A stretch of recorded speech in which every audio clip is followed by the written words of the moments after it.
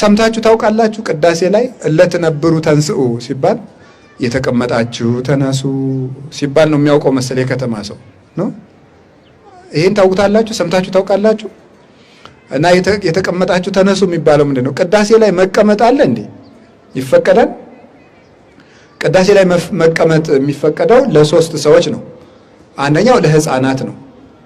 ሁለተኛው ደግሞ ከባድ ደዌ ላለባቸው ነው። ሶስተኛ እድሜያቸው መጨረሻው አካባቢ ለሆኑ አረጋውያን። ከዚህ ውጪ ቅዳሴ ላይ መቀመጥ ፈጽሞ አይቻልም። እስኪያልቅ ድረስ ነው። እንዲያውም የህንድ ኦርቶዶክስ ተዋህዶ ምእመናን ቄሱ ተቀመጡ ሲላቸው የሚቀመጡት አንደኛ ወንጌል ለመስማት ብቻ፣ ሁለተኛ የሚቀመጡት ቄሱ አሰናብቶ ሰረሆተ ህዝብ የመሰናበቻ ጸሎቱን ካደረገ በኋላ ብቻ ተቀመጡ ሲላቸው ይቀመጣሉ። ምክንያቱም ቤተክርስቲያን ቀራንዮ ስለሆነች። ታስታውሳላችሁ? ቀራንዮ ላይ ደግሞ በዕለተ ዓርብ እረፍት አልነበረም። መከራ ብቻ ነው የነበረው፣ ስቃይ ብቻ ነው የነበረው፣ ግርፋት ብቻ ነው የነበረው። ቤተክርስቲያን ፊትም እንደዛ ነው። አንድ ካህን ቅዳሴ እየቀደሰ ቢያርፍ እረፍት ቢያደርግ ጌታችን ኢየሱስ ክርስቶስ በዚህ ዓለም በእረፍት ኑሯል እንዳለን የሚቆጠርበት። ክርስቶስ ደግሞ በዚህ ዓለም እረፍት አልነበረውም። ኩሉ ለለ አሃዱ አሃዱ ገብኡ ውስተ ቤቶሙ ወእግዚእ ኢየሱስኒ ሆረ ውስተ ደብረ ዘይት ወአንግሃ ወበጽብሃ ቦአ ምኩራበ። ሁሉም ሲማር ውሎ ቤቱን ሄደ። ጌታ ኢየሱስ ግን ወደ ደብረ ዘይት ሄዶ አነጋ። ማለዳ መጥቶ ደግሞ በምኩራብ ገብቶ ማስተማር ጀመረ። እኛ የምናውቀው ይሄንን ነው። ስለዚህ ቤተ ክርስቲያን ምንጊዜም የቀራንዮ ውክልና ስለሆነች ማረፍ፣ መቀመጥ፣ እግርን ማሻረብ፣ መቅመድመድ የለም። ቀጥ ብሎ መቆም ነው። እንደዚያ ከሆነ የተቀመጣችሁ ተነሱ የሚለን ለምን ይመስላችኋል? ሰው የሚተኛባቸው 3 የተሳሳቱ አልጋዎች አሉ፣ ወይም የሚቀመጥባቸው 4 ዝንጋኤ፣ 4 ኃጢአት። አንደኛው የኃጢአት ወንበር ነው። ሁለተኛው የመዘንጋት ወንበር ነው። ሶስተኛው ደግሞ ምንድን ነው? የድንቁርና ወንበር ነው።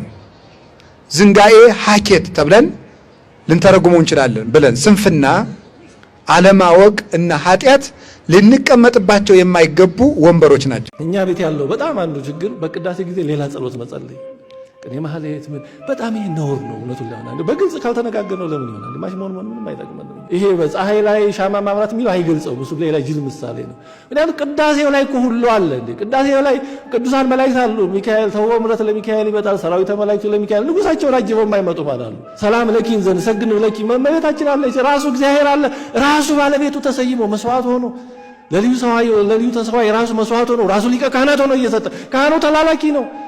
ራሱ ክርስቶስ እዛ አለ፣ ንጉሥ ሆኖ ቅድስት ሥላሴ እዛ አለ። እና ምን ፍለጋ ነው ጸሎት እዛ ላይ?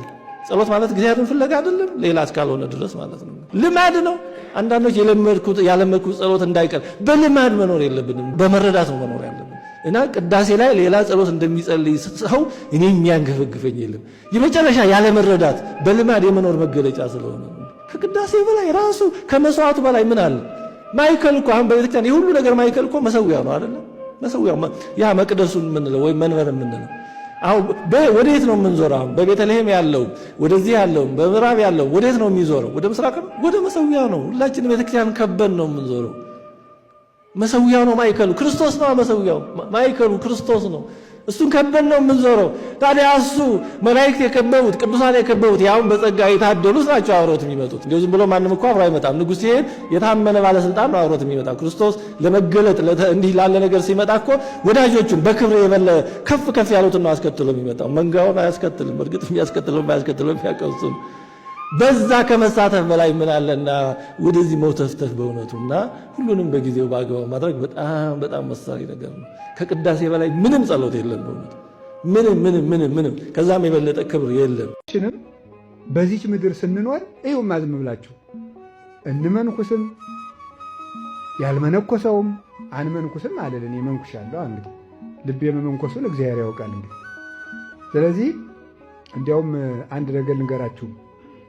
በሕይወት ዘመን ከሚደንቁኝ አባቶች መካከል አንድ መነኩሴ ያሉ በዚሁ ዙሪያ የአንድ ገዳም አበምኔት ናቸው። ብናገር ደግሞ ሰው እየሄደ መከራቸው እንዳያበላቸው የበቁ አባት ናቸው እያለ በቅተውም ሊሆን ይችላል። ግን የበቁ አባት ናቸው እያለ ብቃታቸው እንዳያስተጓጉል ብያለሁ። እና እኔ እስከ ዛሬ ድረስ አሉ በጣም ብዙ ዓመት አበምኔት ናቸው የአንድ ገዳም። እኔ እስከ ዛሬ ድረስ አመንኩሽ አላውቅም፣ ሰው እየለመንኩ ነው ማመነኩስ አሉ። ለምን ተብሎ ሲጠየቁ ምክንያቱም እኔ መነኩሴ አይደለሁም ማለት። እኔ መነኩሴ አይደለሁም ያሉት መነኩሴ እኮ ናቸው፣ መምህር ናቸው። ለምን ይመስላችኋል? ልቤ ገና አልመነኮሰም ማለት ነው። አንድ ቀን አባ መቃርስ አርዲቱን ሰበሰበና እኔ እስከ ዛሬ መነኩሴ አይደለሁም ማለት አንሰ ኢኮንኩ መነኮሰ አላ ርኢክዎሙ ለመነኮሳት፣ እኔ መነኮሳትን አይቻለሁ እንጂ መነኩሴ አይደለሁም እስከ ዛሬ አለ። አባታችን ስለምን እንደዚህ ትላለህ አለ። ከዕለታት በአንዳቸው ቀን ወደ ውስጠኛው በረሃ ሂድ የሚል የህሊና ሐሳብ መጣብኝ። በረሃውን አቋርጬ ከረግረግ ወንዝ ደረስኩኝ። እዚያ ስደርስ ከአክስቱ ጋር ከሐርገጻት ጋር ካዞ ከጉማሬው ጋር አብረው እየዋኙ የሚኖሩ 2 ሰዎችን አየሁ። አጋንንት በሰው ተመስለው ሊፈትኑ የመተሉ ወይስ አራዊት ናቸው ብዬ ፈራሁ። አትፍራን፣ አይዞህ እኛም እንዳንተ ሰው ነን አሉኝ አለ። እንዳንተ ሰው ነን አሉኝ። በውኑ ነፋሳት ይነፍሳሉ፣ ብርሃናት ይመላለሳሉ፣ ሰው እንደ ዱሮው አለ፣ እህል ይበቅላል ብለው ጠየቁት። እናንተ እንደምኑ ናችሁ ትኖራላችሁ? እኛ እግዚአብሔርን ልብስ አድርገን ብርዱን እንደ ሙቀት አድርጎልን በዚህ ለኃጢአታችን እያለቀስናለን አሉት። እኔ እንደምን ልሁን አላቸው። ከሆነልን አግባና አብረህ እንደኛ ስለ ኃጢአትህ አልቅስ አሉት። አይሆንልኝም አሉት። እንግዲያማ ምናልባት እግዚአብሔር ይምርህ እንደሆነ ከበዓትህ ግባና ስለ ኃጢአትህ አልቅስ አሉት። እዚያን ጊዜ ጀምሮ ምን አለ? እኔ መነኩሴ አይደለሁም፣ መነኩሴ ግን አይቻለሁ ብሎ ተናገረ ማለት ነው። እና ከዚህ የተነሳ የመነኮሰም ያልመነኮሰም ያገባም ያላገባም ብቻውን ያለም ሀብታምም ደሃም የምንጠብቀው የሙሽራችን የክርስቶስን መምጣት፣ ሌላ ዓላማ የለም። በቤተ ክርስቲያን ውስጥ ያለ ሰው በሙሉ ዓላማችን ይሄ ነው። ሙሽራችን ኢየሱስ ክርስቶስ ይመጣል። በቃ የምንኖረው ይሄ ነው። የምንኖርበት ዓላማ እግዚአብሔር ታቦት አልሰጠም። ለአብርሃም አልሰጠም፣ ለይስሐቅ አልሰጠም፣ ለያዕቆብ አልሰጠም፣ ለሌላም ቅዱሳን አልሰጠም።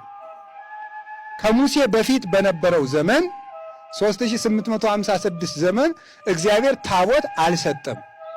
ለምንድን ነው እንደዚያ ያደረገው? ታቦት አልሰጠም እስከዚያ ድረስ። ከሙሴ ሲደርሱ ግን ታቦት ሰጠ። ለምን? እግዚአብሔር ስራው አይለወጥም። ቀድሞ ስለምን አይሰጥም? መጀመሪያ ያን ያደረገበት ምክንያት ከአዳም አንስቶ እስከ ሙሴ ድረስ የነበሩት ትልልቅ አባቶች ራሳቸው ምንድን ነበሩ? ታቦት ነበሩ። ራሳቸው ምን ነበሩ አልኳችሁ? ታቦት። ታቦት ማለት ምን ማለት ነው? የማን ማደሪያ? የእግዚአብሔር ማደሪያ። እስከዚያ ድረስ ማን ነበር ታቦት? ትልልቅ አባቶች ቅዱሳን እነ አብርሃም፣ እነ ይስሐቅ፣ እነ ያዕቆብ፣ እነ ኖህ፣ እነ ሄኖክ፣ እነ አቤል፣ እነ መላሌል፣ እነ ያሬድ፣ እነዚህ ሁሉ እነ ማቱሳላ፣ እነዚህ ታቦት ነበሩ። እግዚአብሔር ያደረባቸው ሕጉን በወረቀት ጽፎ የሰጣቸው ሳይሆኑ በሰሌዳ በብራና የጻፈባቸው ሳይሆኑ ሕጉን በልባቸው የጻፈባቸው። ስለዚህ ከአዳም እስከ ሙሴ ያለው ዘመን ምን ይባላል? ሕገ ልቡና ይባላል። ለምን? እግዚአብሔር ሕጉን በመጻፍ ሳይሆን በምናቸው ነበር የሚጽፍላቸው? በልባቸው ነበር የሚጽፍላቸው። ከዚያ በኋላ ግን የሰው ልጅ ከማንነቱ እየወረደ መጣ። እየወረደ መጣ። እየወረደ ሲመጣ እግዚአብሔር በሰው ሕሊና መጽሐፉን ጽፎ በምን ጻፈ? በድንጋይ ጽላት ላይ ጻፈ። እንግዲህ ሰው ሆይ እኔ በመንፈስ ቅዱስ መግቦት በሕሊና ሕግን እቀርጽብህ ነበር። እንደዚህ ጠማማ ከሆንክ ሕግህ ተንኮል፣ ልብህ ሕግ ተሞልቶ ተንኮል የማያጽፍ ሆነ። ሕግህ ተንኮል ተሞልቶ ሕግ ምኑ ላይ ልጻፍ? የተሰረዝ ድልዝ የበዛበት ወረቀት ምን ላይ ያጽፋል? በቃ ልባችን ስር ድልሶ ምን ላይ ልጻፍብህ? ሕጉን እንግዲህ ውጭ ላይ ጽፍብሃለሁ፣ እዚያ ለፍተህ አጥነው አለ። እጽፍልሃለሁ አለ። አንዱ እሱ ነው። ሁለተኛ እስራኤል ግብፅ ተሰደው ሳለ ጣዖት ለምደው ነበረ። የተቀረጸ ምስል ለምደዋል። ምን የኛ አምላክም አይታይ ማለት ጀመሩ። እኛ የሚታይ አምላክ የለን፣ ግብፃውያን አምላክ አላቸው። እኛ የምናየው ነገር የለንም፣ ዝም ብሎ አምላክ በሰማይ አለን የሚባለው እያሉ ማንጎራጎር ጀመሩ። እኛ ማየት እንፈልጋለን አሉ። ነው እንዴ አለ እግዚአብሔር። ሙሴ እንዲያውም እግዚአብሔር እንደዚህ ብሏቸዋል ሲላቸው፣ ምን ዝም ብሎ እግዚአብሔር እንደዚህ ብሏቸዋል ይለናል። እንዲያውም ሁለተኛ አንተ እንዳትናገረን እዚህ በኋላ ማን ይናገረን አሉ። የሰው እኮ ጥጋቡ ግርም ነው የሚያደርገው። እንዲያውም እግዚአብሔርን ነው እንጂ ሁለተኛ አንተ እንዳትመጣ አሉት። አሁን እግዚአብሔር ቸር አይደል? የተቀረጸ ምስል የግብፃውያን እቴ የውሃ አምላክ የላም አምላክ የምን አምላክ አላቸው። እኛ አንድ ነገር አይተን አናውቅም፣ ዝም ብሎ እግዚአብሔር በሰማይ ያለንም ይባል ሲሉ ነው። በቃ እሺ በዚህ ይገለጣለሁ አለና እግዚአብሔር ሕጉን ለሙሴ ጽፎ ሰጠ።